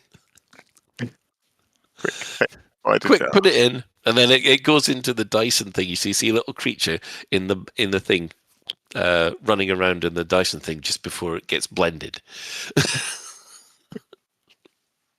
Literally a frog in a blender. Wow. I've got one from Chebswell. It does seem to be looking that it'll be unlocked, or maybe as a reward for another CG. I think it's that home planet of Audrey too. Feed me, Seymour. Feed me now. So there we go. It's a plant, a big one. The second shout for Audrey too. Yeah, definitely. What was a space-going Audrey too? A spacefaring Audrey. Amazing. Yeah. Audrey comes from the fact that all plants on board ships are called Audrey. Is that true? I thought it was a naval tradition where if you have a plant on a ship, it's got to be called Audrey. I'm going to have to double check that now. Carry on. Interesting. Yeah. All right. I've got Andrija, who says maybe that system actually has a Dyson sphere. Next N years, everyone is trying to open the door. Not that kind of Dyson. Hello? Is this thing on? No, I'm listening. Yeah. Dyson. It's a big sphere that just it consumes the sun essentially. Yeah. To power itself. It's an artificial structure which is out at the same orbit of Earth. So you've got a big sphere that around the orbit that's the size of the orbit of the Earth that goes around the sun, so that you capture all of the star's energy. And yeah, they thought they'd spotted a Dyson sphere in a far off planet a couple of years ago, but then it turned out that it was dust on the telescope. Or they had discovered that there was a couple of moons close to the planet. That it turned out it was but it was quite funny. I have Daisy Bell. I think they're going to be adding alien fauna to the game, but the conditions for it the conditions for it to appear will be rare. Basically, some permit locks will disappear and we'll be able to go to certain regions to scan said fauna. That's a possibility because, like I said, there are areas of the galaxy which are all blocked off that we were not allowed to go. Where we suspect there's a Thargoids, but there are other areas which are just, quarantined for unknown plot reasons. Yeah. I can't see fauna. I really can't. I love fauna. I love it. I don't think it's within the engine's capabilities. That's the thing with me as well. It feels like such a radical departure. I always have this thing with Elite that it feels like, I think I've said this before, everything feels like it's made of concrete. So there's no like deformation. If you crash anything, your ship doesn't buckle. You just bounce off things, which is fair enough. But then, apart from the plants that are essentially intangible, like the grasses that you can walk through, anything like a fungoida or one of those things that clearly ought to be squashy, obviously isn't. You ram it with the SOV and it's like you've driven into a brick wall. So, and then anything that moves, aside from things that are mechanical and aside from our own NPC, or humanoid NPCs, I suppose, which is the exception. But anything else that moves, like the plants that kind of wave and ripple, that look like they're blowing in the wind a bit. If you kind of look closely, it's sort of an optical distortion rather than a physical move so it feels like Elite doesn't really do biological movement, and I realize NPCs are the exception to that, but I just can't see it. The thing is, if they do a Frontier put a ant or like some moving biological creature on a planet, even if it's like a tiny amoeba or something like that or a lot, like some kind of worm. Let's just call it a worm. Let's pretend it's a worm. And then we go into 4 other planets or 4 other systems and we find more worms. And then people start complaining that all it is worms. Do you know what I mean, though? It's like you run into playing Smash or Pass with creatures in No Man's Sky, which some of them are dubious, let's be honest. It's like, who's that Pokemon? Oh, no, it's another worm. I don't know if there's the procedural generation there for... Yeah. I don't know. Glenn Van Ross says, my expectations are low. It will be something like a new suit, Artemis Mach II, with a new engineering guide and a few new plant types. Frontier doesn't have a Planet Coaster or Jurassic World Evolution budget to throw at this. Whatever is coming will likely be firmly in the realm of things we already do in game. Are you saying it's not a new type of exobiology? It's a new way. To be fair, you could have said that about colonization. That'll be in the realms of things we already do. And it was very much not. Yeah. So if it ties into the end of year thing, I guess we'll find out. I have one from Evil Flash. Optimism hat fully engaged. Yay. Moving life forms, much rarer than the currently observed static life forms. I mean, that's just commanders. They get tired. Possibly requiring new engineering of the exobioscanner. Perhaps Etienne will want more soup. Soup is sad. Sad soup. Etienne likes it when his soup cries. We need that soup advert. Right. Gosh, this is a long one. Who were Mrs. Nowski says, rather than speculation, just a few observations. 1. No major features are due until the end of the year, so this is likely not a major feature, unless it is the end of the year feature. 2. Ad hoc quality of life improvements are in scope for the roadmap, hence exobiology improvements, such as multi-samples, plant radar, etc., are theoretically possible, but they don't fit the bill of mind-blowing discovery. 3. Nothing has been found in the newly colonization blocked systems, suggesting preemptive blocking, perhaps to avoid impacting player-built assets in the future. What does that mean? Nothing found in the newly colonized... So some of the systems around HIP, HIP what's it, that you weren't allowed to colonize. They weren't allowed to colonize. They were pre-blocked for colonization. Okay, cool. 4. None of the landable worlds in HIP 87621 have thin atmosphere, but new landable planet types would be a major feature. See 1. 5. Nonetheless, the mind-blowing discovery and unusual planetary signatures indicate something substantial is happening. Implication of the above, a significant narrative event is the most likely outcome, which will likely affect some colony blocked systems or systems within 37 light-year radius of HIP 87621 with destructive or other adverse consequences. Inevitable conclusion, that's no moon.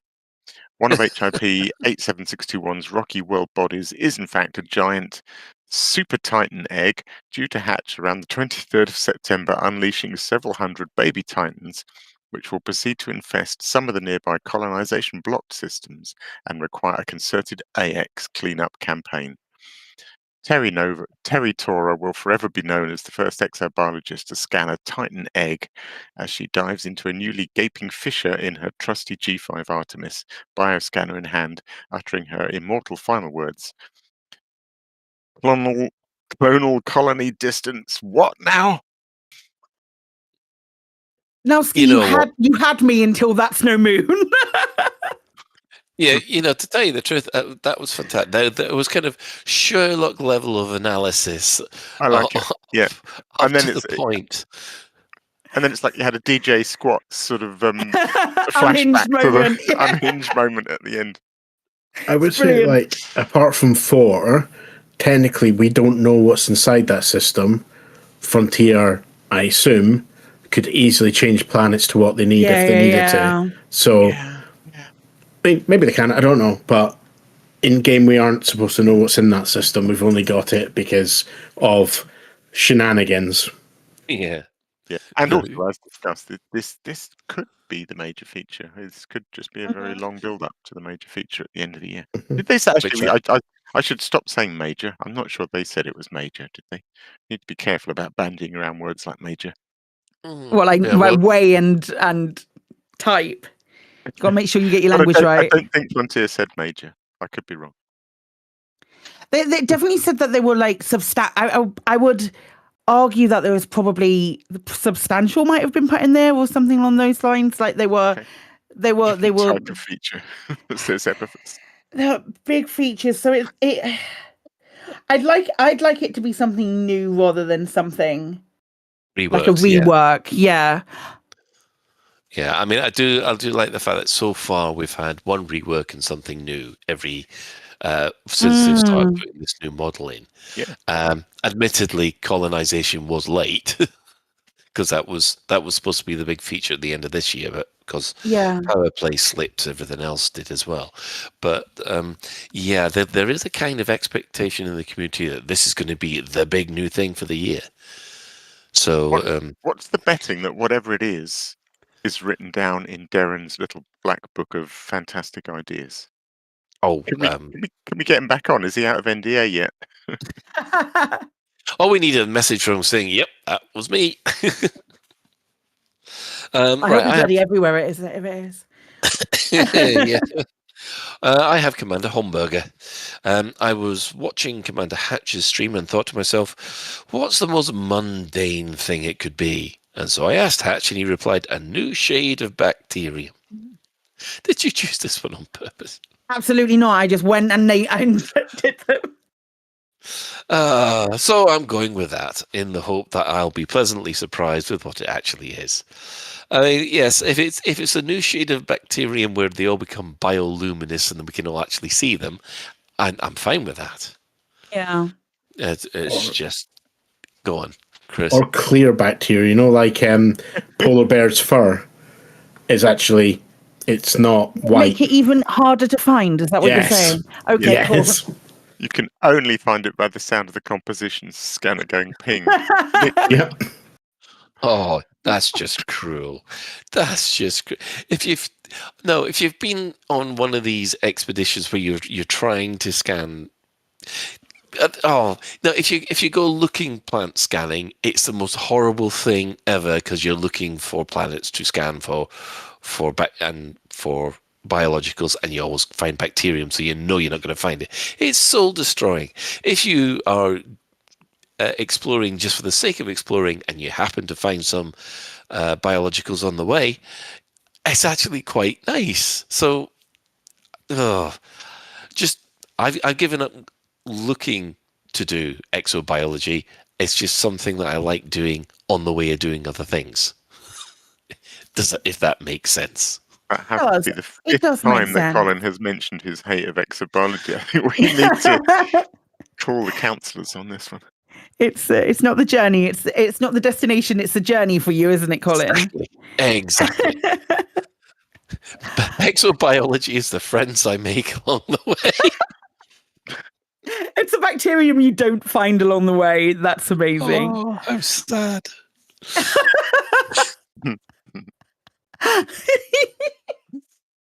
So I'll just have a small mental breakdown and cry in the corner over here. Colin at the end of the show having a little menti bee at the end of the show. Just take your Dyson tool with you. Have a little cry.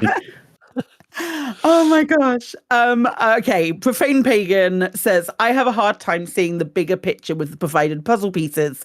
1, radical discovery pertaining exobiology. 2, unusual planetary signatures from rocky and or metal-rich body or bodies. 3, the chance that the permit lock gets lifted.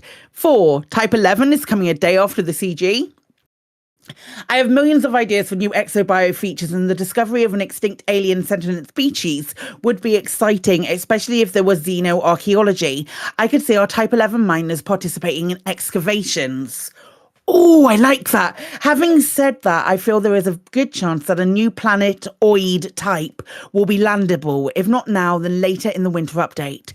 Since we're collecting data on rocky and high metal content worlds, it is noteworthy that in HIP 87621, there are 2 non-landable Jovian moons, 3A and 4A. 4A has a dense molecular water atmosphere, but 3A is a moon modelled after our real-life Jovian moon. Am I pronouncing that correctly? Yeah. Yeah. Okay. Jovian moon, Io. It gets its Io. Oh, Kate's going to kill me. It gets its yellowish colour from sulfur and sulfur dioxide depositions due to its intense volcanic activity. As with Io, this moon has extremely tenuous atmosphere. I have always been wondering why we can't land on these planets since Odyssey came out. Why did it keep its pre-Horizons era legacy planetary tech? So what if? Sure, FDev could change the planets before lifting the permit lock, but maybe they want to finish the year with a bang and will open up this very planet type for us, which could provide not only new ways of surface mining, but maybe we could also find sulfur dioxide based life forms. And let me give you a weird pitch. Maybe silicate based life forms. The aforementioned 3A moon contains 5% silicates in its weak atmosphere. I imagine organically evolving silicate life there, which we humans could see as naturally evolved robots. And the system got permit locked because in Elite's lore, sentient machines are basically banned. So HIP 87621 in the wrong hands could be a threat to humanity. So if it turns out, basically, that what's his name who does the Utopia project turns... Guru. Yeah, him. Yeah. What's his name who does the Utopia project is the one who put the permit lock on there. That might be really interesting. That's a new angle. A good answer, Profane Pagan. I like there's some good science on the system that I wasn't aware of about the 2 bodies. And I didn't realise we had these kind of Jovian moon things that weren't. Well, yeah, these the volcanic worlds. I mean, I remember Cal that he all wanted. Oh, the lava worlds that we see. Yeah, the lava worlds. He really wanted the lava worlds to be the next landable planet, but it's the thin atmospheres we got instead. But yeah, the lava worlds would be nice if they've got some good mining gameplay to go with that. But I do like the idea about the silicate life. Because, I mean, they've discovered silica-based life around some of the sea vents on our planet, so never know what we might find. So, it says that there's going to be, it could be this like sentient species. I just have this idea of its first contact, it's very official, and then probably some psychopath from canon, so probably LCU, just sprints to this thing holding this like Dyson out while screaming about how he's going to scan it, and I think there's just something perfectly elite about that. That's amazing. The captain. Get in the canister. We come in peace, shoot to kill. Shoot to kill. Yeah, and then we start trying to work out which type of gun we can shoot it with. Oh god, yeah, that's the next thing. Oh no. Lasers, check. Spuff cannon, check. Combat Dyson. Oh no. That's the new extra bio is the Combat Dyson. Yeah. The combat spuff cannon. Oh,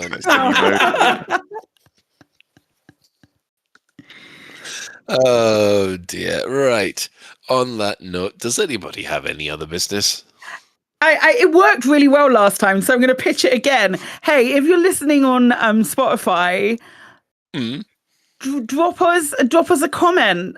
I really enjoyed reading your comments this week.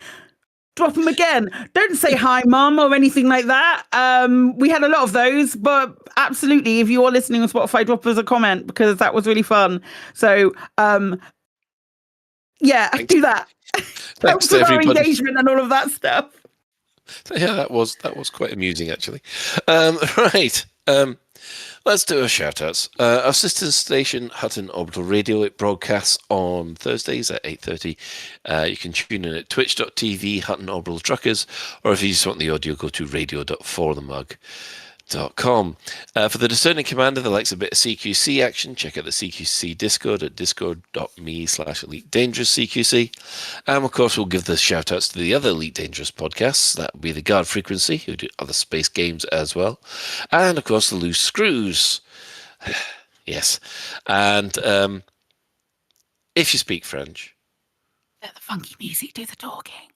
yes, there's the Elite Dangerous podcast, who also do those wonderful aforementioned missions as well. So following on this, we have the Galnet News Digest. That's provided by Commander Witherspoon and Commander Beetlejude. Warning, has video of new mining gun, which people might find flickery. You have been warned. So thanks to all those who have chipped in the Twitch chat, and our in-game commanders today have been Commander Siberius, Hibiki, Valerie C, Rocky Star, Ein Franken, Steingalt, and Hank Strapper.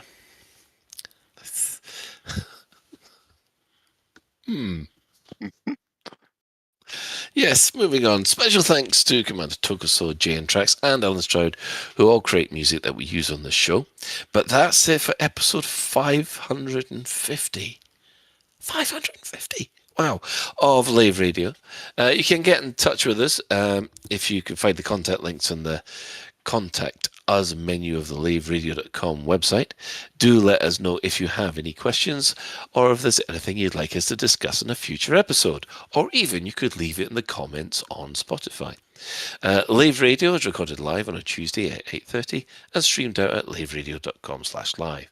So, thanks to Little Biggie and the Chris Mark 5. Never know, another 550 episodes might get good. That's right, aim high. Nah. We were aiming for a standard of meh. And we achieve that every time. No, we don't. Thanks to Alec. Thanks to Alec. Thanks, Colin. Night all. I've just remembered I'm not here next week. Oh, bye. Thanks to Psychic. Cheers. I got nothing. That's all right. And special thanks goes to today's special tech specialist, and that would be Apathis, or the Chris Mark 6. You're welcome. Excellent. So until next time, Commanders, fly safe, and if you can't do that, fly dangerous.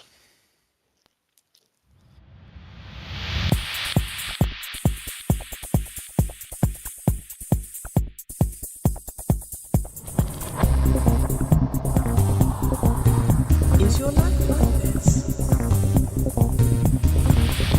Sounds like someone having an orange inserted.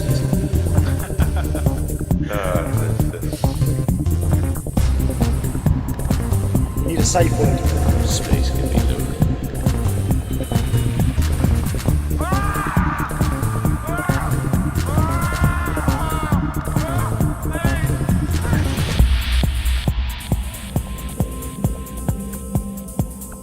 I'm going to see the galaxy.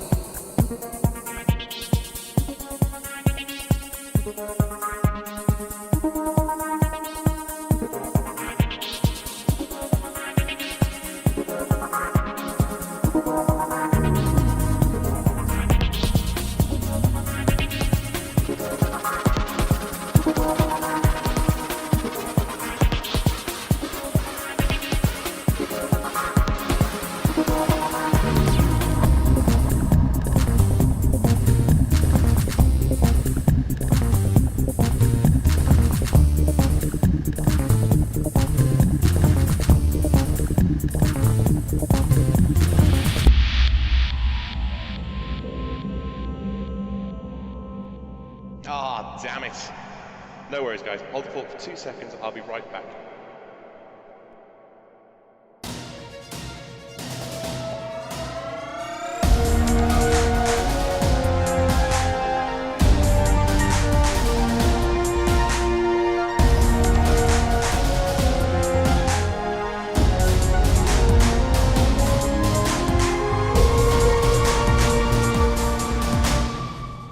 Galnet News Digest, 16th of September 3311. We read the news so you don't have to.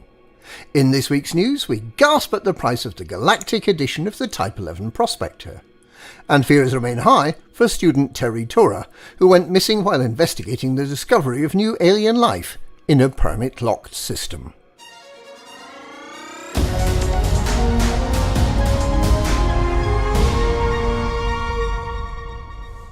The Lacon Type 11 Prospector will launch with some fancy new cosmetics, but they won't be cheap. It's only a week to go until the first dedicated mining ship releases in early access. Lacon is making the Prospector available for early access at 3 price points. The standard edition will consist of the bare bones ship for you to configure the way you want. It comes with a Type 11 Owners Club decal and the basic finish, and is likely to retail at 16,520 ARCs.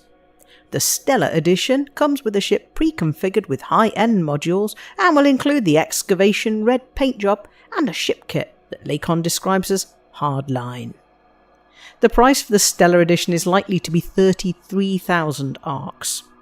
But the new top-of-the-range option is the Galactic Edition. This comes with everything in the Stellar Edition, but adds an additional ship kit called the Hazard and features a brand new sort of paint job, an animated hollow kit featuring moving chevrons. The concept for this striking design may have been borrowed from the Guardian beacons, which feature strange patterns crawling along the surface. The Galactic Edition is likely to be pretty exclusive given its eye-watering 60,000 ARCs price tag. If you can't quite stretch to that stratospheric price, there will be a selection of rather smart paint jobs available to buy as add-ons. However, if this trial is a success, look out for Galactic editions of other ships with more animated hollow kit paint jobs in the coming months. Prior to its launch, we have a little more information about the new mining tool that will be exclusive to the Type 11. The Mining Volley Repeater, despite the way its short, fast energy pulses look, will perform similarly to a conventional mining laser. However, the volley repeater is likely to extract high-yield fragments, and it can also be used to extract minerals from surface abrasion points, although Lacon warns that it will not completely replace the abrasion blaster, as it is less accurate, leading to a greater chance of failed extractions.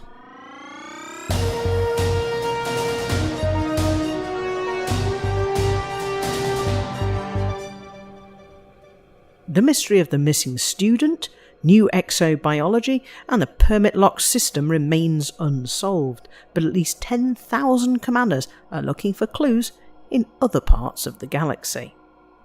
There seems little hope of any further news while Zach Rackham's initiative to seek out new life and strange new civilizations is in the discovery phase. Once the initiative ends on 22nd of September, Rackham intends to take the information gathered about rocky and high metal content worlds to a team of top scientists who may or may not be able to find anything new. Meanwhile, Professor Frank Radix remains concerned about student Terry Tora, who disappeared while trying to find out what the October Consortium have discovered in the permit-locked HIP 87621 system.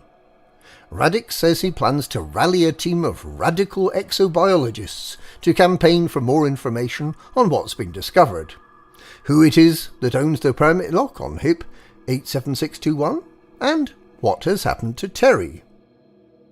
Those helping to gather information about rocky and high metal content planets for Zach Rackham should be aware that completing a surface scan of the planet appears to be 3 times as valuable as discovering the planet using the full system scanner, and rewarded accordingly. First discoveries are also understood to attract a premium. Whether all of this activity will help uncover the mystery seems doubtful, but there would be plenty of people waiting to see if we make any progress in getting the permit lock lifted next week. And that's this week's Galnet News. Galnet News, we read the news, so you don't have to.